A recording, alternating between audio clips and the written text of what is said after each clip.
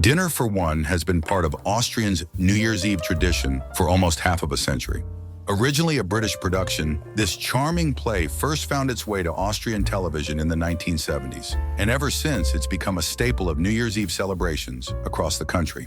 On December 31st, millions of Austrians sit down with their families, friends, or even alone to watch the hilarious and heartwarming tale of Miss Sophie, her butler James, and the dinner that goes hilariously wrong.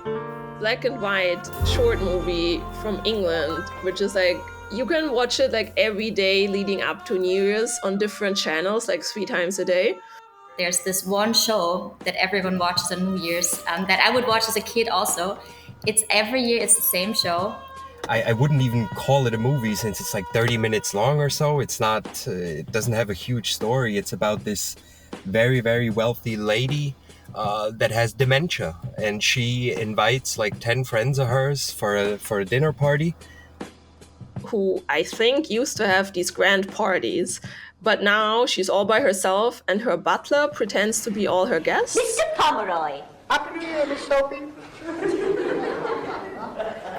And it's actually hilarious. It's about a lady who's celebrating her, 100th birthday or something like that. On her 90th birthday, that hosts a birthday dinner. Usually every year she would have all her friends over for her birthday, and she has like a private butler. She's like a super wealthy lady. But all her guests or friends have long since passed away. All her friends are dead by now.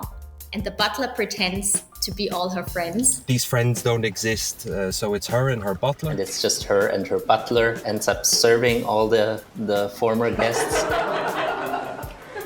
And he plays the people, so he changes his voice to be various counts, various politicians. It's all sort of British aristocracy. And dear Mr. Winterbottom. Well, here we are again, the old love it to me and me.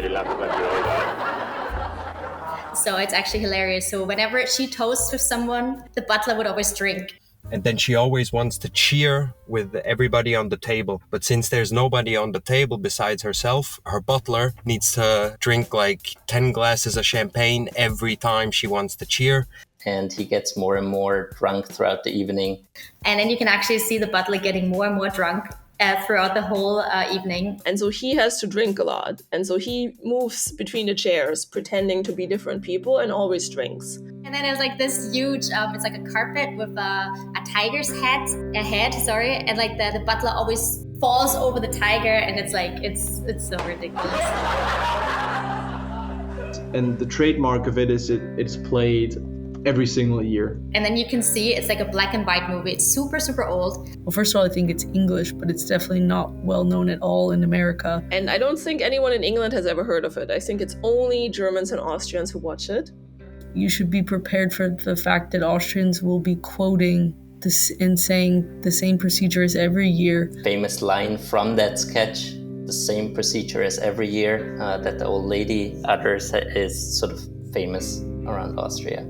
And it may take you months of living there to realize that this is a quote from a movie that I think that you know. But then the way it ends is, in the end, he's taking her to bed, and it seems a little bit like a romance story. So there is, in the end, it seems a little bit like both of them know what they are doing, and they know that this is the outcome of the evening. By the way, same procedure as last year, Miss Sophie? The same procedure as every year, James. Well, I'll do my very best.